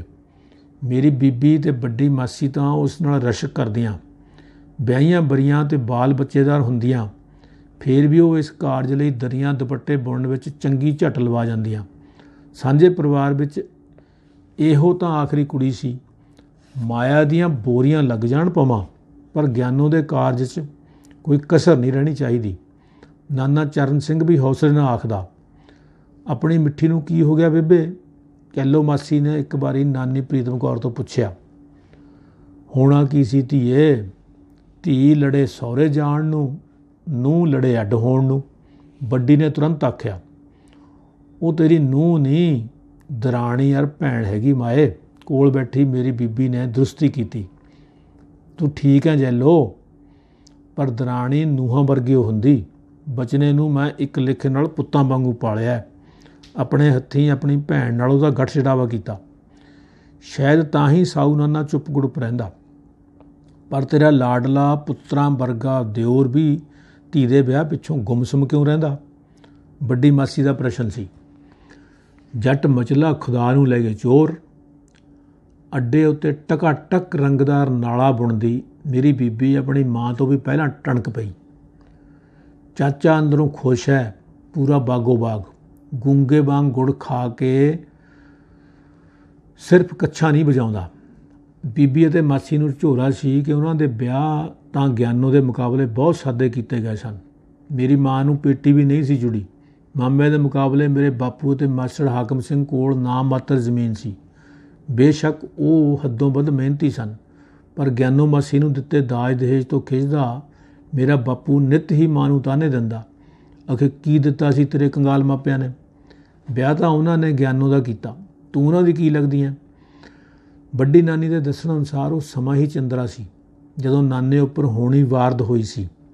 ਜਦੋਂ ਹਰ ਤਰਫੋਂ ਨਿਰਾਸ਼ ਨਾਨਾ ਭਿਰਗੂ ਸੰਗਤੇ ਵਾਲੇ ਬਾਹਮਣ ਬਗਰ ਲੱਗਿਆ, ਪਹਿਲੀ ਵਾਰ ਹੁਸ਼ਿਆਰਪੁਰ ਵੱਲ ਗਿਆ ਹੋਇਆ ਸੀ। ਮੁੜਦੇ ਵਕਤ ਜੈਲੋ ਦੀ ਬਰਾਤ ਵਾਸਤੇ ਦਸੌਰੀ ਘਿਓ ਦਾ ਬੰਦੋਬਸਤ ਵੀ ਕਰ ਲਿਆਇਆ, ਪਰ ਬੀਬੀ ਦੇ ਚੰਗੇ ਭਾਗਾਂ ਨੂੰ ਉਹ ਫਾਰਮ ਦੀ ਥਾਂ ਦੇਸੀ ਘਿਓ ਨਿਕਲਿਆ ਸੀ। ਆਪਣੇ ਵੀਰੇ ਵੀ ਤਾਂ ਹੀ ਭੱਜ ਭੱਜ ਖਰਚਾ ਕਰਦੇ ਨੇ ਜੈਲੋ, ਬਈ ਗਿਆਨੋ ਪੂਰੇ ਮੁਰੱਬੇ ਦੀ ਮਾਲਕ ਹੈ। ਗੱਜ ਵੱਜ ਕੇ ਕੀਤਾ ਕਾਰਜ ਐਲਾ ਕੋਈ ਨਹੀਂ ਜਾਣਾ। ਵਿਆਹ ਦੇ ਇੰਤਜ਼ਾਮ ਵਿੱਚ ਸਾਹਮਣੇ ਫਿਰਦੇ ਮਾਮਾ ਬਚਿੱਤਰ ਤੇ ਦੁਰਲੱਭ ਵੱਲ ਦੇਖ ਕੇ ਉਹ ਦੋਵੇਂ ਮੁਸਕੜੀਆਂ ਹੱਸਦੀਆਂ। ਚਾਚਾ ਬਚਨ ਸਿੰਘ ਨੇ ਤਾਂ ਆਖਰ ਆਪਣੇ ਭਤੀਜਿਆਂ ਨਾਲੇ ਰਹਿਣਾ। ਅਮਰੋ ਮਿੱਠੀ ਇਲੈਦੀ ਹੋਣ ਨੂੰ ਬੇਸ਼ੱਕ ਜਿੰਨੇ ਮਰਜ਼ੀ ਰੱਸੇ ਤੁੜਾਈ ਜਾਵੇ। ਉਹ ਆਪਸ ਵਿੱਚ ਗੱਲਾਂ ਰੁੱਝੀਆਂ। ਗਿਆਨੋ ਲਈ ਮੁੰਡੇ ਦੀ ਦੇਖ ਦਿਖਾਈ ਤੋਂ ਲੈ ਕੇ ਸ਼ਗਨ ਪੈਣ ਤੱਕ ਦਾ ਸਾਰਾ ਦ੍ਰਿਸ਼ ਸਾਕਾਰ ਕਰ ਗਈਆਂ। 3-4 ਸਾਲ ਪਹਿਲਾਂ ਸਾਊ ਨਾਨੇ ਸਮੇਤ ਦੋਵੇਂ ਮਾਮੇ ਜਦੋਂ ਗਿਆਨੋ ਲਈ ਮੁੰਡਾ ਦੇਖ ਕੇ ਮੁੜੇ ਤਾਂ ਨਵੇਂ ਸਾਕਾਂ ਦੀਆਂ ਸਿਫਤਾਂ ਕਰਦੇ ਸਾਹ ਹੀ ਨਾ ਲੈਣ। ਬਈ ਬਾਹਲਾ ਅਕਲ ਸ਼ਹੂਰ ਵਾਲਾ ਟੱਬਰ ਹੈ ਬਾਪੂ ਜੀ। ਆਪਣੇ ਕਿਲੇ ਵਾਲਿਆਂ ਨੂੰ ਆਪਾਂ ਬਹੁਤੀ ਤਮੀਜ਼ ਵਾਲੇ ਗਿਣਦੇ ਹਾਂ। ਬੰਨਾ ਚੰਨਾ ਵੀ ਰਾਏਪੁਰੀਏ ਸਿੱਖਾਂ ਦੀ ਮਾਣ ਮਰਜ਼ਾਦਾ ਨੂੰ ਵੱਡੀ ਮੰਨਦਾ, ਪਰ ਇਹਨਾਂ ਦੀ ਸੂਝ ਸਿਆਣਪ ਤਾਂ ਠੀਕਰੀ ਵਾਲੀਏ ਟੱਬਰ ਦੇ ਪਾਸਕ ਵੀ ਹੈ ਨਹੀਂ। ਮਾਸੜ ਮਾਸੀ ਸਾਨੂੰ ਐਕਣ ਉੱਡ ਕੇ ਮਿਲੇ ਜਿੱਕਣ ਕਈ ਪੁਸ਼ਤਾਂ ਤੋਂ ਜਾਣਦੇ ਹੋਣ। ਆਓ ਜੀ ਆਇਆਂ ਨੂੰ। ਮਾਸੀ ਦੇ ਮੂੰਹੋਂ ਤਾਂ ਜਾਣੀ ਦੀ ਫੁੱਲ ਕਰਦੇ, ਬੁੜੀ ਦੇ ਬੁੱਲਾਂ 'ਤੇ ਜਿੱਕਣ ਪਤਾਸੇ ਪਏ ਹੋਣ। ਮੰਨ ਗਏ ਬਈ ਢਾਹੇ ਵਾਲਿਆਂ ਦੀ ਰਹਿਣੀ ਬਹਿਣੀ ਨੂੰ। ਸਾਡੀਆਂ ਤੀਵੀਆਂ ਨੇ ਇਹੋ ਜਿਹੀ ਆਓ ਭਗਤ ਕਿੱਥੋਂ ਕਰ ਲੈਣੀ? ਸਾਡੀ ਇੱਧਰਲੀ ਜਿੰਨੀ ਮਰਜ਼ੀ ਸੁਚੱਜੀ ਔਰਤ ਹੋਵੇ, ਹੱਥ ਪੂੰਝੂਗੀ ਤਾਂ ਆਪਣੇ ਝੱਗੇ ਜਾਂ ਝੋਨੇ ਨਾਲ। ਠੀਕਰੀ ਵਾਲੀਆ ਰਿਸ਼ਤਾ ਪੱਕਾ ਹੋਣ ਤੋਂ ਪਹਿਲਾਂ ਹੀ ਬਚਿੱਤਰ ਸਿੰਘ ਆਪਣੇ ਨਵੇਂ ਬਣ ਰਹੇ ਮਾਸੜ ਮਾਸੀ ਉੱਤੇ ਵਿਕਿਆ ਪਿਆ ਸੀ। ਮੇਰਾ ਮਤਲਬ ਹੈ ਵੀ ਬੁੜਾ ਫੌਜੀ ਹੈ, ਪੈਨਸ਼ਨ ਲੈਂਦਾ। ਉਹਦਾ ਪਿਓ ਵੀ ਫੌਜੀ, ਗਾਹਾਂ ਦਾਦੇ ਪੜਦਾਦੇ ਵੀ ਮਹਾਰਾਜਾ ਪਟਿਆਲੇ ਦੇ ਰਸਾਲਦਾਰ ਰਹੇ ਤੇ। ਬਈ ਬਾਪੂ ਕਾਹਨੂੰ ਕਹਿਣਾ? ਚੱਜ ਅਚਾਰ ਸਿੱਖਣ ਖਾਤਰ ਤਾਂ ਕਈ ਪੀੜ੍ਹੀਆਂ ਚਾਹੀਦੀਆਂ। ਮੁੰਡੇ ਦੇ ਮੂੰਹ 'ਚ ਤਾਂ ਜਾਣੀ ਦੀ ਬੋਲ ਹੈ ਨਹੀਂ। ਫਿਰ ਗੋਰਾ ਨਸ਼ੋ, ਛਟੀ ਵਰਗਾ ਸਰੀਰ ਔਰ ਬੇਐਬ ਸਿਉਨੇ ਵਰਗੀ ਦੇਹ। ਇੱਥੇ ਆ ਕੇ ਅਖੀਰ ਵੱਡੇ ਨਾਨੇ ਨੂੰ ਇਸ਼ਾਰਾ ਕਰਨਾ ਪਿਆ। ਸਾਹ ਤਾਂ ਲੈ ਲਾ ਬਚਿੱਤਰ ਸਿਆਂ, ਇੰਨੇ ਲੰਬੇ ਸੋਲੇ ਕਦੇ ਨਹੀਂ ਗਾਈਦੇ। ਦੇਖਣ ਪਰਖਣ ਵਾਲੀ ਅੱਖ ਚਾਹੀਦੀ ਹੈ। ਹਾਲੇ ਤਾਂ ਵੀ ਕੱਚੇ ਚੌਲ ਨੇ। ਨਾਨਾ ਚਰਨ ਸਿੰਘ ਨੇ ਜਿਵੇਂ ਲਟਾਲਟ ਬਲਦੀ ਲੱਕੜ ਉੱਤੇ ਬਰਫੀਲੇ ਪਾਣੀ ਦੀ ਬਾਲਟੀ ਵਗਾ ਮਾਰੀ ਹੋਵੇ। ਮਾਮਾ ਸੁੰਨ ਹੋ ਗਿਆ। ਸਿਫਤਾਂ ਕਰਨੀਆਂ ਤਾਂ ਕਿਸੇ ਦੇ ਗੁਣਾਂ ਨੂੰ ਫੂਕਾਂ ਨਾਲ ਉਡਾਉਣ ਤੁੱਲ ਹੁੰਦਾ, ਔਰ ਕਿਸੇ ਨੂੰ ਨਿੰਦਣਾ ਵੀ ਮਾੜਾ। ਬੰਦਾ ਭਾਵੇਂ ਨਿਰੀ ਘਿਰਣਾ ਦੇ ਪਾਤਰ ਹੋਵੇ। ਕੁਰਖਤ ਨਾਨੇ ਦਾ ਗਾਉਣ ਜਿਵੇਂ ਹੁਣ ਪੂਰਾ ਜੰਮ ਚੁੱਕਾ ਸੀ। ਮੇਰੀ ਤਰਫ ਕੰਨ ਕਰੋ ਕਾਕਾ ਜੀ। ਸਾਡੀ ਨਾਨੀ ਬਿਸ਼ਨੀ ਕਹਿੰਦੀ ਹੁੰਦੀ ਸੀ, ਨਾ ਸਰਾ ਮੇਰੇ ਭਾਈ, ਫਿਰ ਨਿੰਦਣਾ ਪਊ ਐਸੇ ਮੂੰਹ ਨਾਲ। ਓਏ ਨਾ ਨਿੰਦ ਚੰਨ ਮੱਖਣਾ, ਫਿਰ ਸਰਾਉਣਾ ਪਊ ਐਸੇ ਮੂੰਹ ਨਾਲ। ਕਿੰਨੀ ਦੇਰ ਬਾਅਦ ਇਕੱਠੀਆਂ ਹੋਈਆਂ ਮੇਰੀ ਮਾਸੀ ਤੇ ਬੀਬੀ, ਜਾਣੀ ਕਿ ਕਹਿਲੋ ਜੈਲੋ, ਵੱਡੇ ਨਾਨੇ ਦੀਆਂ ਸਾਂਗਾਂ ਲਾਉਂਦੀਆਂ ਮਸ਼ਕੂਲਾ ਕਰਦੀਆਂ ਰਹੀਆਂ। ਰਿਸ਼ਤਾ ਬੇਸ਼ੱਕ ਠੀਕਰੀ ਹਾਲ ਹੀ ਪੱਕਾ ਹੋ ਗਿਆ ਸੀ। ਗਿਆਨੋ ਮਾਸੀ ਦੇ ਵਿਆਹ ਦੀ ਵੀ ਮੈਨੂੰ ਪੂਰੀ ਸੋਝੀ ਹੈ। ਸਵੇਰ ਦਾ ਸਮਾਂ ਸੀ। ਰਾਤ ਨੂੰ ਦੇਰ ਤੱਕ ਗੱਲਾਂ ਕਰਦੇ ਰਹੇ ਰਿਸ਼ਤੇਦਾਰ ਅਜੇ ਉੱਠੇ ਹੀ ਸਨ। ਜਿਉਣੀ ਚਾਹ ਵਰਤਾ ਰਹੀ ਸੀ ਕਿ ਢੋਲ ਢਮੱਕੇ ਨੇ ਸਭ ਨੂੰ ਚੌਂਕਾ ਦਿੱਤਾ। ਹੱਦ ਹੋ ਗਈ ਆ ਤਾਂ। ਫੌਜੀ ਦਿਆਲ ਸਿੰਘ ਤਾਂ ਸਾਜਰੀ ਆਪਣੇ ਲੁੰਗ ਲਾਣੇ ਨੂੰ ਦਬਲ ਲਿਆ। ਬਈ ਕਿਧਰੇ ਘਰੇ ਚਾਹ ਨਾ ਪਿਲਾਉਣੀ ਪੈ ਜਾਏ। ਗਿਆਨੋ ਮਾਸੀ ਦੇ ਸਹੁਰੇ ਵੱਲੋਂ ਦਿਖਾਈ ਫੁਰਤੀ ਉੱਪਰ ਹੈਰਾਨੀ ਪ੍ਰਗਟ ਕਰਦੀ ਜਿਉਣੀ ਚਾਹ ਲੈਣ ਲਈ ਭੱਠੀ ਵੱਲ ਜਾਂਦੀ ਰੁਕ ਗਈ। ਮੈਂ ਤੇ ਦੀਪਾ ਹੱਥਾਂ ਵਿੱਚ ਫੜੀਆਂ ਲੱਡੂ ਪਕੌੜੀਆਂ ਵਾਲੀਆਂ ਪਲੇਟਾਂ ਉੱਥੇ ਹੀ ਰੱਖ ਕੇ ਬਾਹਰ ਨੂੰ ਨੱਠ ਲਏ। ਕਦੋਂ ਅਸੀਂ ਕਾਲੂ ਬਾਹਮਣ ਦਾ ਵਿਹੜਾ ਪਾਰ ਕੀਤਾ ਕੋਈ ਪਤਾ ਨਹੀਂ। ਕਿਹੜੇ ਵੇਲੇ ਲਾਲਾ ਰਾਮਦਿਆਲ ਦੀ ਹੱਟੀ ਕੋਲੋਂ ਛੜੱਪੇ ਮਾਰਦੇ ਦਰਵਾਜ਼ਾ ਟੱਪ ਗਏ, ਕੋਈ ਇਲਮ ਨਹੀਂ। ਚਾਅ ਹੀ ਇੰਨਾ ਸੀ। ਅੰਗਰੇਜ਼ੀ ਬਾਜਾ ਵੱਜ ਰਿਹਾ ਸੀ। ਟੋਭੇ ਉੱਪਰ ਪਿਲਕਣ ਦੇ ਸੰਘਣੇ ਬਿਰਛ ਹੇਠ ਖੜੀ ਬੱਸ ਵਿੱਚੋਂ ਉਤਰੇ ਬਰਾਤੀ ਨੇੜਲੇ ਡੇਰੇ ਵਿੱਚ ਡਾਹੇ ਮੰਜਿਆਂ ਵੱਲ ਜਾ ਰਹੇ ਸਨ। ਇੱਥੋਂ ਪਹਿਲਾਂ ਚਾਹ ਉੱਤੇ ਅਤੇ ਘੰਟੇ ਸਵਾ ਘੰਟੇ ਮਗਰੋਂ ਆਨੰਦਾਂ ਲਈ ਜਾਣਾ ਸੀ। ਇਹ ਰਸਮ ਹਰ ਹੀਲੇ 12 ਵਜੇ ਤੋਂ ਪਹਿਲਾਂ ਪੂਰੀ ਹੋਣੀ ਜ਼ਰੂਰੀ ਸੀ। ਆਤਮਾ ਸਿੰਘ ਅਕਾਲੀ ਨੇ ਤਾੜਨਾ ਕੀਤੀ ਸੀ। ਬਹੁ ਗਿਣਤੀ ਬਰਾਤੀਆਂ ਨੇ ਪੰਜਾਬੀ ਕਮੀਜ਼ ਪਜਾਮਾ ਤੇ ਪਗੜੀ ਪਹਿਨੀ ਹੋਈ ਸੀ। ਕਿਸੇ ਕਿਸੇ ਨੇ ਟੌਰਾ ਛੱਡ ਕੇ ਲਾਜਬਰੀ ਸਾਫਾ ਬੰਨ੍ਹਿਆ ਅਤੇ ਕਲੀਆਂ ਵਾਲਾ ਕੁੜਤਾ ਚਾਦਰਾ ਪਾਇਆ ਸੀ। ਪੈਂਟ ਕਮੀਜ਼ ਸਿਰਫ ਕੇਵਲ ਸਿੰਘ, ਉਸਦੇ ਸੂਬੇਦਾਰ ਪਿਤਾ ਅਤੇ 10 ਕੁ ਪੜ੍ਹੇ ਲਿਖੇ ਜਨੇਤੀਆਂ ਨੇ ਪਹਿਨਿਆ ਸੀ। ਕੀਚਰ ਜਿਹੇ ਇੱਕ ਬੰਦੇ ਨੂੰ ਕੋਈ ਕਾਹਲੀ ਨਹੀਂ ਸੀ। ਇਕੱਲਾ ਹੀ ਸੂਤ ਦਾ ਮੰਜਾ ਮੱਲੀ ਬੈਠਾ ਉਹ ਖੁਸ਼ੀ ਨਾਮੇ ਹਰੇਕ ਦਾ ਹੱਥ ਦੇਖ ਰਿਹਾ ਸੀ। ਆ ਜਾਓ ਬਈ, ਤੁਸੀਂ ਵੀ ਆਪਣੀ ਰੇਖਾ ਦਿਖਾ ਲਓ। ਆਈ ਇੱਧਰ ਓਏ ਨਿੱਕਿਆ, ਲਕੀਰਾਂ ਪਰਖੀਏ ਤੇਰੀਆਂ, ਉਸਨੇ ਮੈਨੂੰ ਆਵਾਜ਼ ਮਾਰੀ। ਪਹਿਲਾਂ ਹੱਸਦਾ ਸ਼ਰਮਾਉਂਦਾ, ਫਿਰ ਪੈਰ ਜੇ ਘਸਰਾਉਂਦਾ ਮੈਂ ਉਸ ਅੱਗੇ ਹੋਇਆ ਤਾਂ ਉਹ ਟੱਪੂ ਟੱਪੂ ਕਰਦੀਆਂ ਅੱਖਾਂ ਨਾਲ ਹੱਸਿਆ। ਹੱਥ ਤਾਂ ਕੱਢ ਬਈ ਬਿਰਲੇ ਦੰਦਾਂ ਵਾਲਿਆ, ਤਕਦੀਰ ਤੱਕੀਏ ਤੇਰੀ। ਤੇਰੇ ਚੇਹਨ ਚੱਕਰ ਦੇਖ ਕੇ ਤਾਂ ਮੈਂ ਤੈਨੂੰ ਆਵਾਜ਼ ਮਾਰੀ ਸੀ। ਭਾਦੋਂ ਵਿੱਚ ਨਿਸਰੀ ਮੱਕੀ ਦੇ ਬਾਬੂਆਂ ਵਾਂਗ ਸਿੱਧੇ ਖੜੇ ਟੌਰੇ ਨੂੰ ਉੱਪਰ ਵੱਲ ਪਲੋਸਦਾ ਉਹ ਮੇਰੀਆਂ ਅੱਖਾਂ ਵਿੱਚ ਝਾਕਿਆ। ਮਸਤਕ ਬੜਾ ਬੁਲੰਦ ਹੈ ਤੇਰਾ। ਉਹ ਨਿੱਕੀਆਂ ਅੱਖਾਂ ਵਾਲਿਆ, ਸਿੱਧੀ ਦੰਦਰਾਲ ਵਾਲੇ ਹੁੰਦੇ ਤਾਂ ਭਰਾਵਾ ਬੜੇ ਨਸੀਬਾਂ ਵਾਲੇ ਨੇ, ਪਰ ਕੋਈ ਭੇਦ ਲੰਬੇ ਸਮੇਂ ਤੱਕ ਛੁਪਾ ਕੇ ਨਹੀਂ ਰੱਖ ਸਕਦੇ। ਉਸਨੇ ਮੇਰੀ ਬੱਖੀ ਵਿੱਚ ਕੁਤਕੁਤੀ ਕੱਢੀ। ਚੱਲ ਹੁਣ ਚਾਹ ਪੀ ਆਈਏ, ਪਹਿਲਾਂ ਮਗਰੋਂ ਹੋਰ ਵੀ ਬਹੁਤ ਕੁਝ ਦੱਸਾਂਗੇ। ਢੋਲ ਦਾ ਡੱਗਾ ਦੁਬਾਰਾ ਵੱਜ ਰਿਹਾ ਸੀ, ਜਿਸ ਦੀ ਤਾਲ ਉੱਤੇ ਮੇਰਾ ਚਿੱਤ ਨੱਚਦਾ। ਚੜ੍ਹਦੀ ਬਰਾਤ ਦੇਖਣੀ ਚੰਗੀ ਹੁੰਦੀ ਪਾਸ਼ੀ ਪੁੱਤ, ਮੈਨੂੰ ਬੀਬੀ ਦੀ ਦੱਸੀ ਗੱਲ ਕਦੇ ਨਹੀਂ ਭੁੱਲਦੀ। ਭਲਾ ਮੇਰਾ ਵਿਆਹ ਵੀ ਹੋਊਗਾ ਬਾਬਾ ਜੀ? ਮੈਥੋਂ ਚਾਹ ਸੰਭਾਲਿਆ ਨਾ ਗਿਆ ਅਤੇ ਭੱਜ ਕੇ ਚਾਦਰੇ ਵਾਲੇ ਦੇ ਨਾਲ ਰਲ ਕੇ ਮੈਂ ਪੁੱਛਿਆ, ਕਿਉਂ ਨਹੀਂ ਪੁੱਤਿਆ? ਜਦੋਂ ਤੇਰੇ ਪਿਓ ਦਾ ਹੋਇਆ, ਤੂੰ ਕਿਤੇ ਅੰਬਰੋਂ ਤਾਂ ਨਹੀਂ ਡਿੱਗਿਆ? ਗੱਲ ਕਰ, ਅੱਜ ਹੀ ਸਾਕ ਕਰਾਵਾਂ? ਮੁੰਦੀ ਪਵਾਉਣੀ ਪਊਗੀ ਪੁੱਤਰਾ। ਸੱਬਰ ਕਤੇ ਮਨੁੱਖ ਨੇ ਮੈਨੂੰ ਆਪਣੇ ਬਰਾਬਰ ਤੋਰ ਲਿਆ।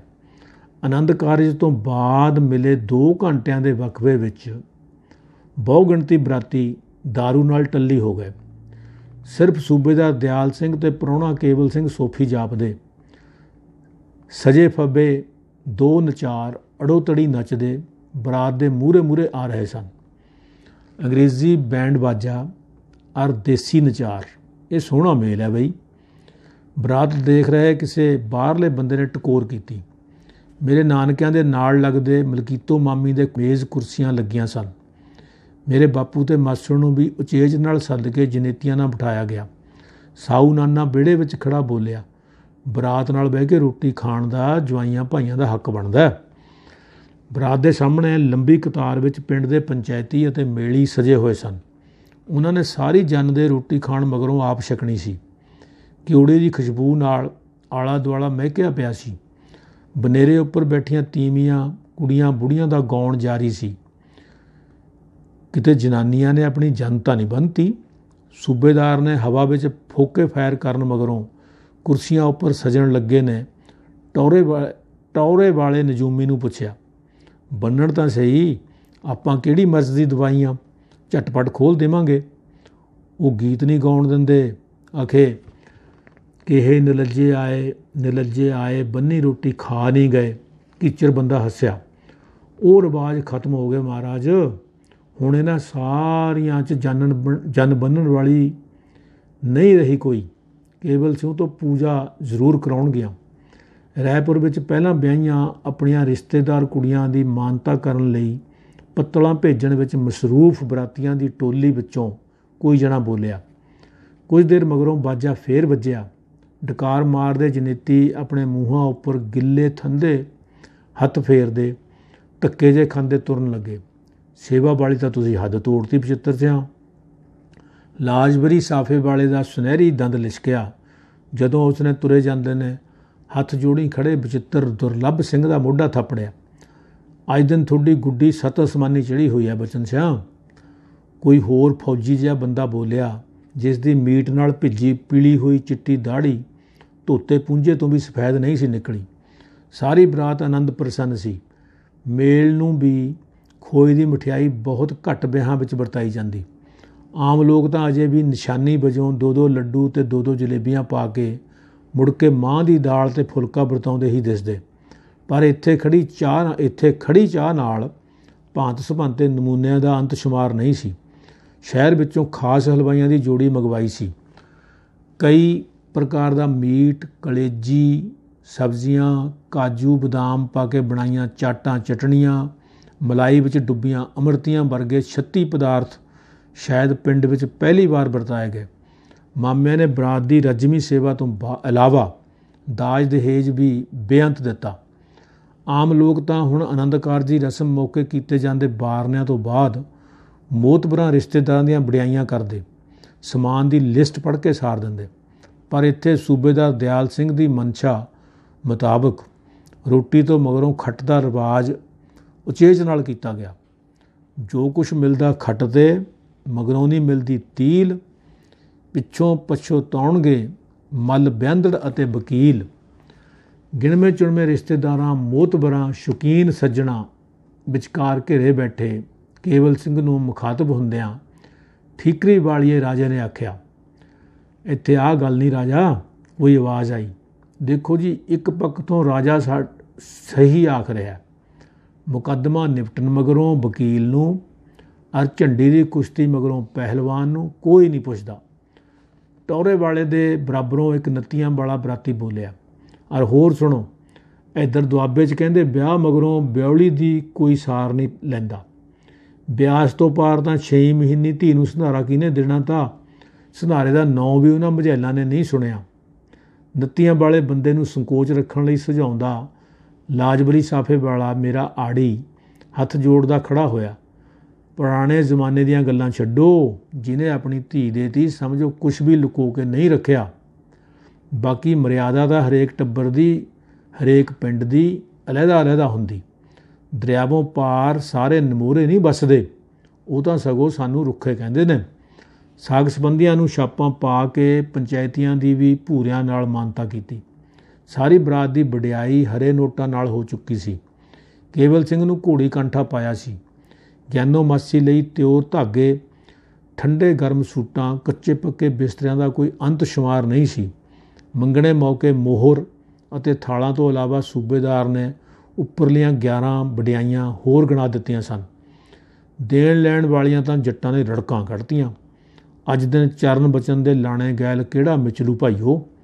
ਦੋਹਾਂ ਭਰਾਵਾਂ ਨੇ ਚਾਚੇ ਦੀ ਧੀ ਖਾਤਰ ਸਾਰਾ ਘਰ ਕੁਲੁੰਝ ਕੇ ਸਿੱਟਤਾ। ਦਰਵਾਜ਼ੇ ਬੈਠਾ ਹਰਨਾਮਾ ਲੰਬੜਦਾਰ ਕਿੰਨੇ ਦਿਨ ਆਪਣੀ ਡੁੰਡ ਉਂਗਲੀ ਘੁਮਾਉਂਦਾ ਰਿਹਾ। ਮਲਕੀਤੋ ਮਾਮੀ ਦਾ ਘਰ ਵਾਲਾ ਟਹਿਲ ਸਿੰਘ ਪਟਵਾਰੀ ਮਲਮੀ ਜੀਭ ਨਾਲ ਹਾਂਜੀ ਹਾਂਜੀ ਆਖਦਾ, ਓਪਰੀ ਖੁਸ਼ੀ ਜ਼ਾਹਿਰ ਕਰਦਾ। ਉਹ ਸਾਡੇ ਨਾਨਕਿਆਂ ਦਾ ਨੇੜ ਸਕਾ ਸੀ। ਮੇਰੋ ਮਾਈ ਦੀ ਅੰਸ ਬੰਸ, ਜੈਮਲ ਸਿੰਘ ਦਾ ਪੜਪੋਤੜਾ। ਦਾਜ ਦਹੇਜ ਦੀ ਲਿਸਟ ਵੀ ਉਸੇ ਨੇ ਪੜ੍ਹੀ ਸੀ।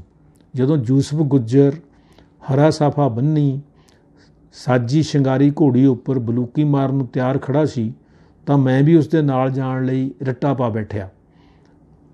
ਘਰਦਿਆਂ ਦੇ ਨਾਂਹ ਨੁੱਕਰ ਕਰਨ 'ਤੇ ਭੁੰਜੇ ਲਿਟ ਗਿਆ। ਤੁਸੀਂ ਰੱਤੀ ਭਰ ਫਿਕਰ ਨਾ ਕਰਿਓ, ਮੈਂ ਭਾਣਜੇ ਦੇ ਅਜਾਬ ਨਹੀਂ ਲੱਗਣ ਦਿੰਦਾ। ਅਗਲੇ ਪਲ ਯੂਸਫ ਦੀ ਗੋਦੀ ਵਿੱਚ ਬੈਠਾ ਮੈਂ ਹੱਸ ਰਿਹਾ ਸੀ।